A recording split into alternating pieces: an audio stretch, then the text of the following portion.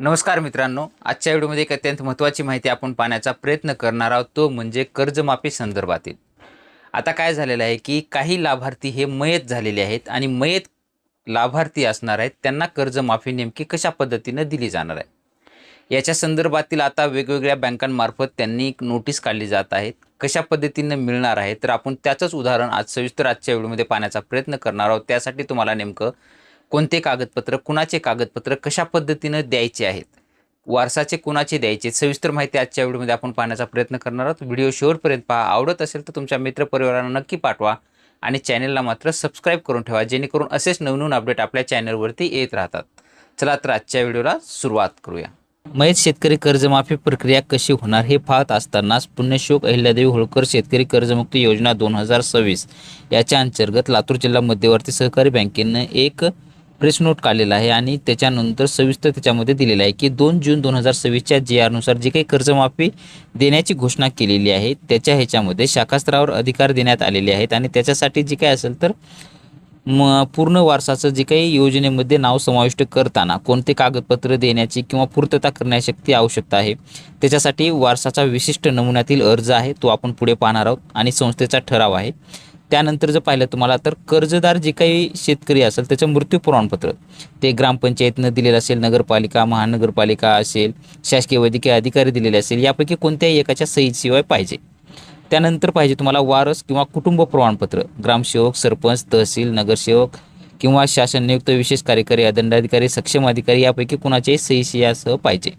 त्यानंतर एकापेक्षा जास्त जर वारस असतील तर त्याच्यामध्ये वारस सज्ञान असल्यास इतर वारसांनी, म्हणजे जे काही समजा 4 वारस आहेत त्याच्यापैकी एकाच्या नावावर पाहिजे असेल तर इतर 3 सदस्यांनी 100 रुपयाच्या किंवा 500 रुपयाच्या बॉन्डवरती ॲफिडेव्हिट करून दिल्यानंतरच ते वारस प्रमाणपत्र धरलं जाईल आणि एकाच वर्षाच्या नावाचं जे काही नाव असेल तर यादीमध्ये समाविष्ट केलं जाईल आणि त्या एकाच वर्षाच्या खात्यावरती पैसे हे जमा केले जाणार आहेत।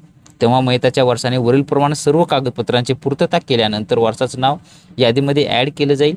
सोसायटीचा जो काही ठराव आहे तो ठरावाचा नमुना कसा आहे तो आपण स्क्रीनवर पाहणार आहोत।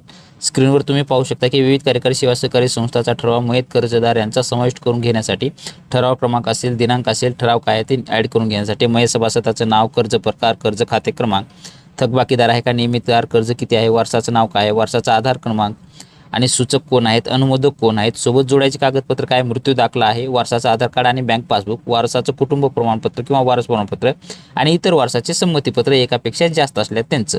त्यानंतर मग हा आहे आपला विविध कार्यकारी सेवा सहकारी संस्था त्यांच्यामार्फतचा आहे। मयत सभासद कैलासवासी जे असेल ते त्यांचं नाव, कर्जमाफी प्रोत्साहन लाभासाठी वारसाचं संमतीपत्र आहे, त्याच्यामध्ये आम्ही खालील सही करून देणार कैलासवासी यांचे जे काही कायदेशीर असतात वारसतात ते संपूर्ण हे संमतीपत्र लिहून द्यायचं आहे। हे तुम्हाला 100 रुपयाच्या बॉन्डवर वगैरे करून द्यायचं आहे। हे नमुना तुम्हाला संपूर्ण बँकेमध्ये गेल्यानंतर तुम्हाला हे दिले जातील।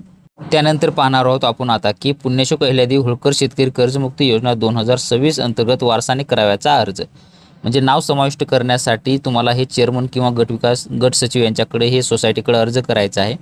तुमचं जे काही नाव असेल, जे काही तुमचे वारलेले कोण आहेत, तुमचं नातं काय त्यांच्याशी, हे संपूर्ण तुम्हाला इथं टाकायचं आहे आणि कुणाचं नाव समाविष्ट करायचं ते तुम्हाला इथं टाकून हा संपूर्ण अर्ज जो आहे, अर्ज सोबत तुम्हाला ठराव आहे तो, त्यानंतर मग तुमचं जे काही ही आहे कागदपत्र सोबत जोडायचे, मृत्यू प्रमाणपत्र, वारसाचं प्रमाणपत्र, वारसाचा आधार कार्ड असेल, आधार कार्ड, बँक पासबुक आणि इतर वारसाचं संमतीपत्र, हे संपूर्ण एकत्र करून तुम्हाला हा अर्ज लवकरात लवकर सादर करायचा आहे। तेव्हाच तुमचं कर्जमाफीच्या योजनेमध्ये वारसाचं नाव तुम्हाला ॲड केलं जाईल आणि तुम्हाला मयत शेतकऱ्यांचे वारस म्हणून ही कर्जमाफीचा लाभ घेता येणार आहे।